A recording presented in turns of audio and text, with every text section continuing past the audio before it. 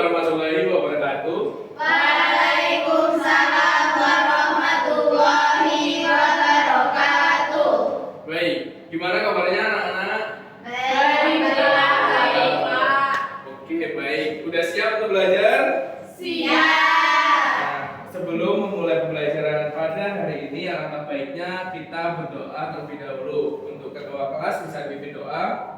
Sebelum pembelajaran dimulai, alangkah baiknya kita berdoa terlebih dahulu. Berdoa dimulai. Selesai. Oke, anak-anak, jadi Bapak absen terlebih dahulu ya. Yang pertama ada Safia, Hadir, Pak. Hadir. Lalu ada Elis, Hadir, Pak. ada Yulita, Hadir. Cahaya, Hadir. ada Delima, Hadir. saya Santi. Oke, ada semua ya anak-anak. Oke. Oke anak-anak, jadi siapkah untuk belajar hari ini? Siap. Oh, biar lebih semangat lagi, kita ada jargon nih, semangat pagi. Kalau Bapak bilang semangat pagi, kalian jawab pagi, pagi, pagi, luar biasa, gitu ya. Ya. Oke, kita mulai ya. Semangat pagi. Pagi, pagi, pagi, luar biasa. Oke, jadi coba kalian perhatikan gambar ini. Nah, menurut kalian nih, di sini itu gambar apa sih anak-anak? Gambar tomat. Tomat ya. Adakah yang lain? Masih belum tepat nih jawabannya. Nah, jadi benar, tapi ini termasuk dari tomat, tapi anak-anak ini itu tomat cherry. Jadi gabungan antara gen tomat dan cherry, dadina yaitu buah tomat cherry. Oke? Nah, buah tomat cherry ini itu termasuk dari rekayasa genetika anak-anak.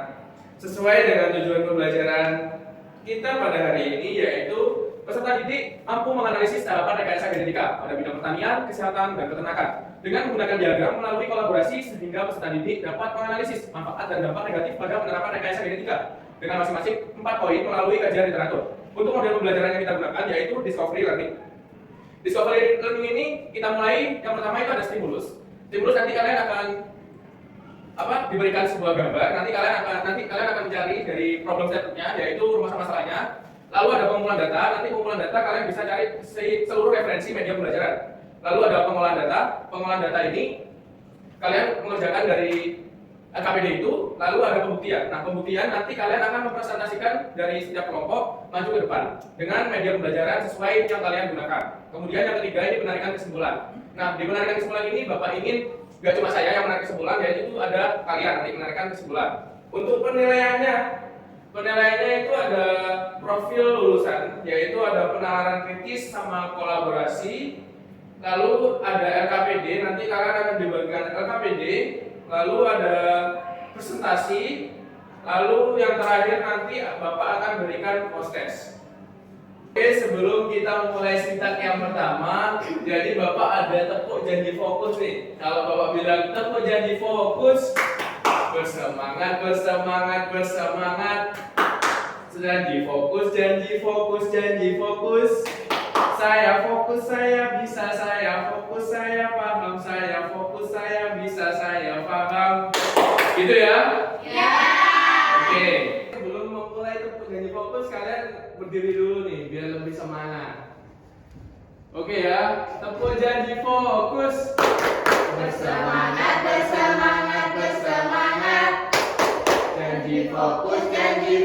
Janji fokus.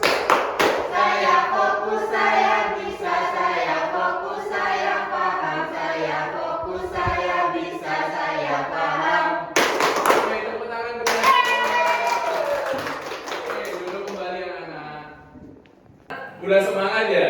Coba kalian perhatikan gambar di sini. Nah, kalau dari sini ini gambar apa anak-anak? Obat insulin ya. Ya. Jadi kalau di sini tadi yang di pertanyaan pemanti ada tomat cherry. Oke, kalau di sini ada domba. Oke. Jadi ini itu semua contoh dari penerapan rekayasa genetika. Nah, jika digolongkan nanti di sini berarti di bidang apa? Kalau insulin. Oke, kalau di sini ada bidang Pertanian. Kalau di sini bidang Peternakan. Oke, jadi sebelumnya kalian bisa buat kelompok terlebih dahulu yang sesuai dengan teks diagnostik kemarin, yaitu sesuai dengan minat belajar kalian. Nah, kelompok 1 ini minat belajarnya itu ada minat belajar dari tumbuhan, yaitu ada Yunita sama Safia. Mereka itu katanya suka dengan tumbuhan, makanya dia Bapak kelompokkan menjadi kelompok 1 di bidang pertanian. Oke, kelompok 2 ini ada di bidang peternakan, itu ada Cahya sama Sesanti yang suka mempelajari biologi mengenai hewan. Oke, yang kelompok 3 ini ada Elis dan Delima yang suka banget mengenai kesehatan. Oke anak-anak, jadi kalian sekarang bisa kelompok sesuai dengan yang Bapak pilih tadi. Baik, Pak.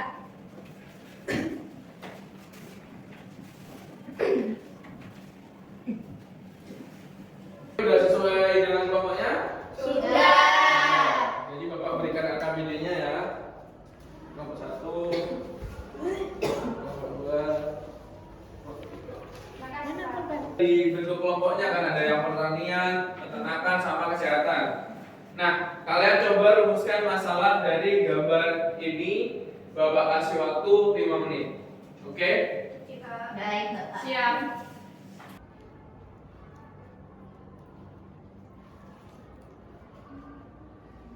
Oke, untuk kelompok 1 udah ketemu rumusan masalahnya? Sudah. Apa nih? Yang pertama, tahap rekayasa genetika di bidang pertanian. Yang kedua, dampak positif dan negatif rekayasa genetika di bidang pertanian. Oke, simpen dulu ya rumusan masalahnya. Yang nomor 2? Yang pertama, tahapan rekayasa genetika di bidang peternakan. Yang kedua, manfaat dari rekayasa genetika di bidang peternakan. Oke, simpen dulu ya. Nah, kelompok 3 nih. Yang pertama, bagaimana proses rekayasa genetika dalam bidang kesehatan. Terus yang kedua, dampak positif dan negatif rekayasa genetika dalam bidang kesehatan. Oke anak-anak, jadi hari ini rumusan masalahnya kita samakan semua, tapi beda bidang ya anak-anak. Jadi ada ketiga bidang, tadi ada pertanian, peternakan, sama kesehatan. Nah, masalahnya kita akan membahas proses atau tahapan rekayasa genetika dari setiap bidang itu gimana. Itu rumusan masalah yang pertama. Lalu rumusan masalah yang kedua itu manfaat dari rekayasa genetika dari setiap bidangnya.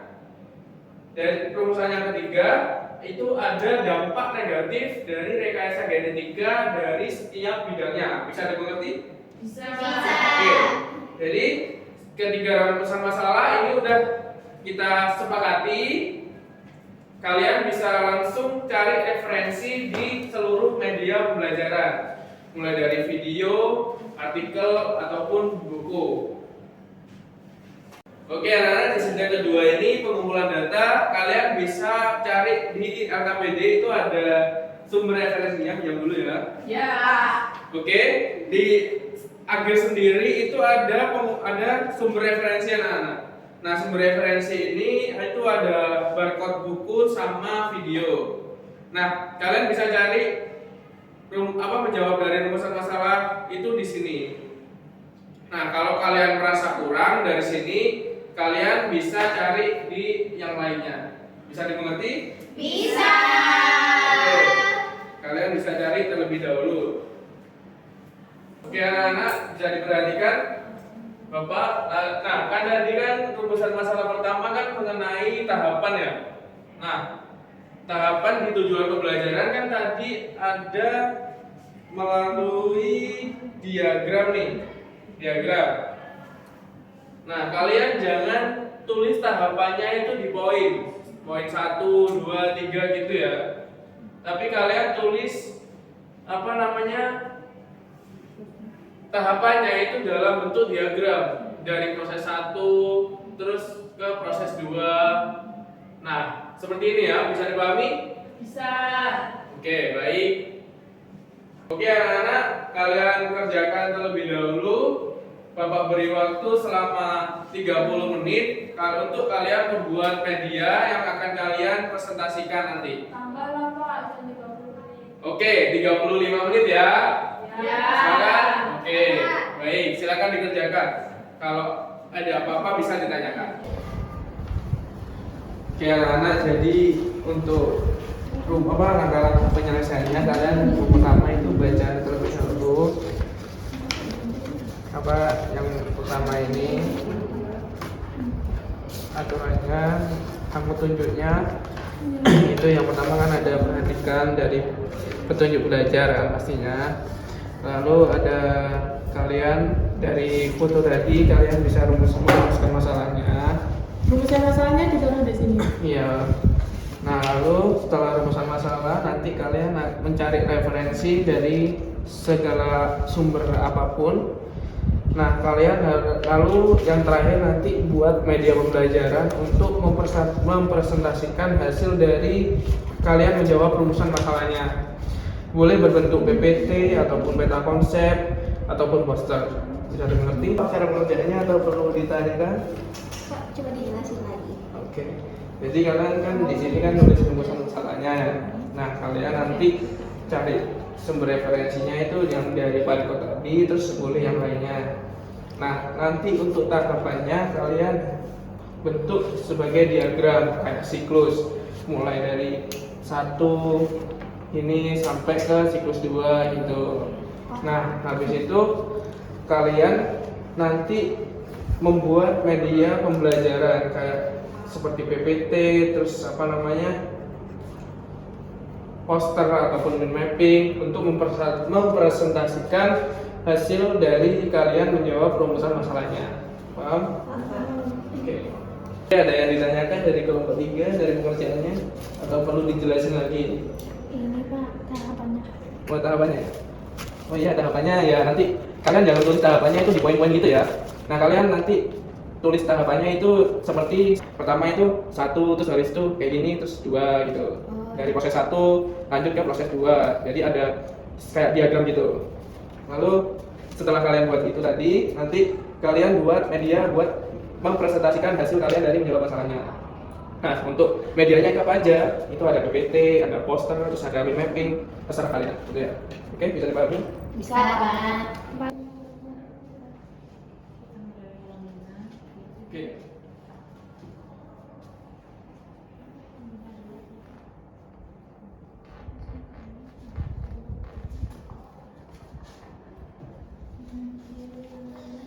Oke, Susanti bisa dibantu cahaya ya. Nanti karena Bapak menilai kerjasama kalian.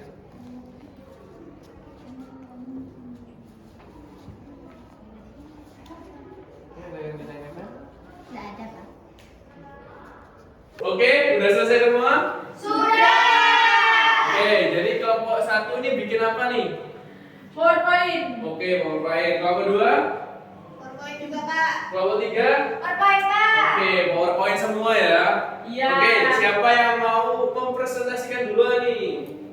Kelompok 1. Kelompok 1, oke siap. Sebelum kelompok 1 presentasi kita tepuk jadi fokus dulu ya biar Oke, berdiri dulu. Aku suka. Suka ya? Tepuk jadi fokus. Bersemangat, bersemangat, bersemangat. Jadi fokus, jadi fokus, jadi fokus. Saya fokus, saya bisa, saya fokus, saya paham, saya fokus, saya bisa, saya paham. Oke, Oke, kelompok 1 silakan maju duluan. PPT-nya udah dikirim ya? Oke, silakan maju. Oke, anak-anak bisa diperhatikan kelompok 1 ingin berpresentasi nih. Silakan kelompok 1 bisa dimulai. Assalamualaikum warahmatullahi wabarakatuh. Waalaikumsalam warahmatullahi wabarakatuh. Kami dari kelompok 1 beranggotakan saya Safia Melati dan saya Yudhita Tuskawapi. Di sini kami akan mempresentasikan tentang rekayasa genetika dalam bidang pertanian. Nah, di sini ada cara-caranya atau prosesnya gimana kita melakukan bioteknologi dalam bidang pertanian tersebut. Yang pertama itu ada agrobakterium, di mana agrobakterium adalah bakteri tanah yang secara alami dapat memasukkan DNA ke dalam sel tumbuhan. Kemudian di sini setelah mendapatkan DNA itu akan disisipkan, kan sudah mendapatkan DNA akan disisipkan menjadi plasmid TI yang rekombinan. Kemudian setelah mendapatkan plasmid tersebut akan diintroduksi atau ke dalam sel tumbuhan, yaitu nanti akan menjadi tDNA membawa gen baru pada kromosom tumbuhan. Setelah kromosom tumbuhan ada, ada akan terjadi regenerasi tanaman yang dimana akan menjadi dengan tanaman dengan sifat baru, yaitu campuran dari dua gen tersebut. Selanjutnya yaitu manfaat rekayasa genetika di bidang pertanian. Yang pertama, peningkatan hasil produksi. Yang kedua, ketahanan terhadap hama dan penyakit. Yang ketiga, peningkatan nilai gizi. Yang keempat, efisiensi sumber daya. Yang keempat, pengurangan dampak lingkungan. Dan yang terakhir, peningkatan kualitas produk. Selanjutnya, dampak negatif rekayasa genetika. Yang pertama, berkurangnya keanekaragaman hayati. Yang kedua, resistensi hama. Yang ketiga, polusi gen. Yang keempat, munculnya gulma baru. Ya, sekian, terima kasih presentasi dari kelompok kami. Sebelum kami tutup, mungkin ada pertanyaan dari kelompok lain. Oke, kalau tidak ada, sekian presentasi dari kami. Kurang lebihnya kami mohon maaf. Wassalamualaikum warahmatullahi wabarakatuh. Waalaikumsalam warahmatullahi wabarakatuh. Oke, selanjutnya kelompok siapa nih yang mau duluan? Kelompok 3. Oke, kelompok 3 silakan maju ke depan. Untuk materinya dikirim WA ya. Siap. Oke, bisa diperhatikan ya anak-anak. Silakan dimulai. Baik, assalamualaikum warahmatullahi wabarakatuh. Waalaikumsalam warahmatullahi wabarakatuh. Kami dari kelompok 3 ingin mempresentasikan hasil diskusi kelompok kami. Yang beranggotakan saya sendiri, Delima, dan saya Lilis Anggra ini. Nah, di sini ada tahapan rekayasa genetika dalam bidang kesehatan. Yang pertama ada plasmid, dan di sebelah kiri yang berwarna hijau ini adalah gen antigali resisten yang dipotong oleh kori dan berbentuk seperti ini.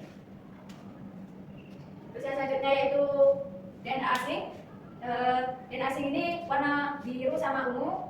Itu dipotong menggunakan enzim R. coli ini. Baik, selanjutnya saya akan menjelaskan tentang manfaat rekayasa genetika dalam bidang kesehatan. Yang pertama ada produksi obat dan vaksin, yang kedua diagnosis penyakit, yang ketiga terapi gen dan pengobatan, dan yang terakhir ada terapi regenerasi. Selanjutnya dampak negatif rekayasa genetika dalam bidang kesehatan. Yang pertama, reaksi alergi, yang kedua produksi toksin tak terduga, yang ketiga resiko terapi gen, yang keempat kelainan genetik jangka panjang, yang kelima ketidakseimbangan ekosistem mikroba. Mungkin ada yang ditanyakan? Saya, tolong tampilkan slide 1 yang prosesnya. Sudah ini. Itu bagaimana tahapan atau proses penggabungan DNA itu sendiri? Nah, proses penggabungan DNA ini setelah plasmid DNA melalui dipotong ini, DNA asing ini sama-sama dipotong, keduanya disatukan melalui proses hibridasi, ya, yaitu penempelan ujung lengket yang disambungkan permanen oleh enzim DNA. Hasilnya adalah DNA rekombinan plasmid baru yang sudah berisi gen asing. Mungkin ada pertanyaan lagi? Tidak. Kalau tidak, kami tutup. Sekian dari presentasi kami. Kurang lebihnya kami mohon maaf. Wassalamualaikum warahmatullahi wabarakatuh. Waalaikumsalam warahmatullahi wabarakatuh. Tepuk tangan dong. Oke, yang terakhir ini kelompok 2 ya. Ya, Kak. Silakan maju kelompok 2. Untuk PPT-nya dikirim ya. Udah, Kak. Oke, siap. Oke anak-anak, bisa diperhatikan ya. Ya. Presentasi dari kelompok 2 ya. Iya, Pak. Oke, silakan dimulai. Baik. Assalamualaikum warahmatullahi wabarakatuh. Waalaikumsalam warahmatullahi wabarakatuh. Kami dari kelompok 2, di sini kami akan mempresentasikan hasil diskusi tentang rekayasa genetika dalam bidang peternakan. Selanjutnya tahapan rekayasa genetika bidang peternakan, di mana itu ada domba mengambil kelenjar pemain dari domba betina dan mendonor nukleus. Selanjutnya Selanjutnya di sini ada manfaat rekayasa genetika dalam bidang peternakan. Yang pertama, meningkatkan pertumbuhan dan kualitas. Yang kedua, mempercepat seleksi bibit. Yang ketiga, menghasilkan varietas baru. Yang keempat, mengurangi penggunaan antibiotik. Yang kelima, pengembangan xenotransplantasi. Dan yang keenam, membantu konservasi. Selanjutnya ada dampak negatif rekayasa genetika dalam bidang peternakan. Yang pertama itu ada kesehatan hewan, yang kedua ada potensi alergen, yang ketiga ketidakpastian efek toksik, yang keempat ada resiko terhadap keanekaragaman hayati, yang kelima penyebaran gen yang tidak diinginkan, selanjutnya ada munculnya gulma atau hama resisten, dan yang terakhir ada kontroversi moral. Mungkin dari sini ada yang ditanyakan. Saya bisa dapat kami sampaikan, kurang lebihnya mohon maaf. Wassalamualaikum warahmatullahi wabarakatuh. Tepuk tangan dong. Oke anak-anak, jadi rekayasa genetika itu merupakan suatu teknik DNA rekombinan. Nah, yaitu teknik manipulasi DNA untuk mengubah karakteristik makhluk hidup berbasis teknologi. Itu dari arti rekayasa genetika. Nah, untuk konsep dasar rekayasa genetika sendiri itu anak-anak di sini itu ada organisme asal. Nah, organisme asal ini pastinya ada nanti kalau mau campuran itu ada organisme target. Nah, bagaimana cara menggabungkan kedua ini? Nah, yaitu menggabungkannya itu dengan cara adanya vektor. Nah, vektor ini itu tadi merupakan plasmid anak-anak yang bisa dipotong. Nah, nanti plasmid ini itu dipotong oleh enzim restriction. Nah, ini dipotong, jadi ininya hilang, lalu menjadi ini anak-anak. Nah, habis itu akan diisi oleh DNA target. Nah, DNA target ini akan dimasukkan ke sini oleh enzim ligase namanya. Nah, nanti hasilnya itu seperti ini, plasmid yang sudah dicampur dengan DNA target. Jadi di sini ada nah, di sini itu DNA target. Lalu di sini itu ada DNA dari asal. Bisa dimengerti dari konsep dasar terlebih dahulu? Bisa. Oke, jadi kita bahas di bidang pertanian dulu. Nah, bidang pertanian ini adalah contohnya itu tanaman transgenik. Jadi adalah tanaman yang telah mengalami perubahan susunan informasi genetik dalam tubuhnya. Nah, untuk manfaatnya pastinya mencakup peningkatan ketahanan terhadap hama dan penyakit, lalu toleransi terhadap kekeringan atau suhu ekstrim, dan peningkatan nilai gizi. Nah, untuk prosesnya, pastinya prosesnya itu diawali dengan mencari bakteri, yaitu agrobakterium ini. Nah, agrobakterium ini itu sebagai penyesuaian untuk tanaman itu tadi. Nah, kemudian di sini ada DNA yang diinginkan, tanaman yang diinginkan. Nah, lalu kalian di sini kan harus ada plasmid kan untuk menggabungkan keduanya. Nah, kalian gabungkan dari keduanya itu dengan plasmid ini. Nah, plasmid ini itu harus dipotong. Nah, lalu bisa dimasuki oleh DNA dari gen yang diinginkannya. Nah, lalu udah plasmidnya udah sesuai, udah dimasukkan oleh enzim ligase di sini. Lalu lanjut di DNA ini membawa gen baru. Nah, lalu ada regenerasi tanaman di proses terakhirnya. Jadi nanti ada tanaman dengan sifat yang baru. Oke, selanjutnya kita bahas di bidang peternakan. Nah, bidang peternakan ini salah satu contohnya yaitu hewan transgenik. Adalah hewan yang secara genetik telah dimodifikasi dengan menyisipkan gen dari spesies lain atau mengubah gennya untuk mendapatkan sifat tertentu. Lalu manfaatnya itu untuk meningkatkan produktivitas ternak, menghasilkan protein, terapeutik dalam susu, membuat organ untuk transplantasi, atau mengembangkan model untuk mempelajari penyakit dan membuat vaksin. Nah, untuk prosesnya, dari domba yang pertama itu diambil dari nukleusnya, lalu domba yang kedua itu diambil sel telurnya. Nah, dari kedua ini nanti akan digabungkan antara nukleus dan sel telur. Lalu setelah tergabung, nah, jadi biarkan sel ini yang sudah tergabung ini itu ditumbuhkan di cawan petri. Nah, itu akan menghasilkan sebuah gastrula atau embrio. Nah, embrio ini akan dimasukkan ke domba lain. Nah, domba lain ini itu nggak boleh dari domba yang satunya tadi atau domba yang kedua tadi ya. Nah, jadi domba lain ini harus benar-benar domba yang kecuali dari kedua domba ini tadi. Nah, domba ini itu fungsinya sebagai ibu angkat untuk melahirkan domba cloning ini tadi. Oke, lanjut. Oke, selanjutnya kita bahas mengenai bidang kesehatan. Nah, jadi konsep dasarnya yaitu dengan memodifikasi DNA untuk menjadikannya obat. Manfaatnya yaitu untuk terapi gen, untuk mengobati penyakit keturunan, produksi obat dan vaksin seperti insulin dan vaksin hepatitis B, serta pengembangan diagnostik penyakit seperti kanker melalui tes berbasis DNA. Contohnya yaitu proses pembuatan insulin. Nah, dari di sini karena kan insulin ini kan bisa dibuat oleh human kan, dari manusia kan. Nah, jadi di sini ada bakteri digabungkan lagi dengan DNA dari human penghasil insulin. Nah, nantinya akan menjadi rekombinan DNA. Nah, habis itu rekombinan DNA ini akan dikloning lagi biar kita menghasilkan insulin yang lebih banyak. Nah, lalu setelah proses ini nantinya akan ada fermentasi. Nah, fermentasi inilah lalu ada purifisin yaitu pemurnian. Nah, nantinya itu akan menjadi insulin anak-anak. Bisa dimengerti ya? Bisa. Oke, dampak negatif dari rekayasa genetika sendiri. Yang pertama munculnya tanaman supergulma, erosi plasma tufa yaitu terganggu keseimbangan ekosistem. Kedua, selanjutnya ada kemungkinan diciptakan mikroorganisme patogen baru. Lalu ada bahan makanan yang mengandung protein baru bersifat toksik atau beracun. Selanjutnya ada penyalahgunaan senjata biologi. Oke, dari sini ada pertanyaan. Pak mau tanya, tadi kan katanya Bapak kan kalau mau mengawinkan atau menyatukan gen itu tadi, itu kan harus di cawan petri itu Pak. Nah, itu haruskah di cawan petri dan didiamkan dulu atau bisa langsung disuntikkan ke gen atau DNA-nya si kambing itu tadi? Jadi Mbak Safia tanya tadi kan ini kan apa harus dikembangkan di cawan petri dulu gitu ya? Ya. Nah, jadi sebelum sini, nah dari proses penggabungan ini kan udah tergabung kan, hasilnya ya ini kan. Jadi dua sel disatukan menggunakan sengatan alus ST. Nah, habis itu dari sini Mbak Sofia, jadi di proses di sini itu harus dikembangkan dulu di cawan Petri, di cawan. Nah, sampai berkembang menjadi embrio. Nah, habis itu embrio ini tadi kita masukkan ke domba atau sebagai domba betina yang sebagai ibu angkat ini tadi. Itu bisa dipahami? Bisa. Oke. Yang ditanyakan selain Mbak Sofia? Enggak. Oke, baik. Oke, anak-anak. Jadi sebelum kita menutup pembelajaran hari ini nih, ada beberapa langkah-langkah yang harus kalian lewatin dulu. Yang pertama, menarik kesimpulan dari pembelajaran kita pada hari ini. Oke, siapa nih yang mau menarik kesimpulannya? Angkat tangan. Oke, silakan Safia. Untuk hari ini saya menarik kesimpulan bahwa bidang bioteknologi itu bukan hanya untuk kesehatan saja, tapi mereka juga ada di pertanian, ada di peternakan juga. Terus apa namanya, dan setiap bidangnya itu memiliki proses dan caranya yang masing-masing yang berbeda. Oke. Siapa? Terima kasih ya Safia sudah menyimpulkan. Jadi benar banget.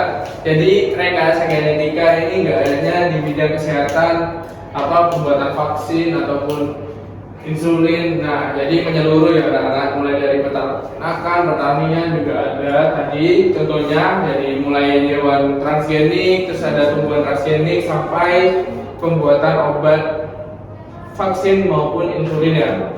Nah, selanjutnya langkah kedua dalam melewati menutup pembelajaran pada hari ini, kalian bisa scan barcode di PPT ini. Kalian sudah scan? Sudah. Kalian silakan kerjakan post test di kuisis itu tadi. Oke, anak-anak, udah masuk semua? Sudah. Udah ya. Oke, Bapak start ya. Dan 3, 2, 1. Oke, anak-anak udah selesai? Sudah. Oke, yang paling atas ini Mbak Yunita ya. Tepuk tangan buat Mbak Yunita. Oke, nah, selanjutnya refleksi pembelajaran. Kalian bisa scan barcode di sini, terus kalian bisa memberikan nama kalian sama refleksi kalian mengenai pembelajaran pada hari ini. Apakah mungkin menyenangkan ataupun ada kendala-kendala, bisa dicurahkan di refleksi itu. Bisa dimengerti? Bisa. Oke, udah semua anak? Sudah. Oke, kita baca dulu ya. Kita baca yang paling panjang nih. Punya siapa ya? Yunita. Oke. Katanya Yunita ini, jadi pada materi ini kita lebih tahu cara pembuatan insulin tanpa hewan garam. Iya ya, kan? Biasanya insulin kan kita buat terbuat dari babi gitu ya. Iya. Nah, lalu ada serta kita tahu contoh rekayasa genetika dalam kehidupan sehari-hari. Nah, jadi bisa diambil kesimpulan, kalian bisa lebih paham ya mengenai rekayasa genetika. Untuk serunya, gimana pembelajaran ini, seru nggak? Seru. Oke, seru banget ya. Oke, terima kasih anak-anak. Dari awal sudah memperhatikan Bapak menjelaskan mengenai rekayasa genetika ini. Nah, minggu depan kita akan ada ujian akhir semester. Nah, kalian bisa dipersiapkan mulai dari sekarang, belajar terus jangan malas-malasan buat belajar karena kan ujian akhir semester ya. Iya, Kak. Siap. Oke, sebelum menutup pembelajaran hari ini, alangkah baiknya kita mengucap hamdalah bersama-sama.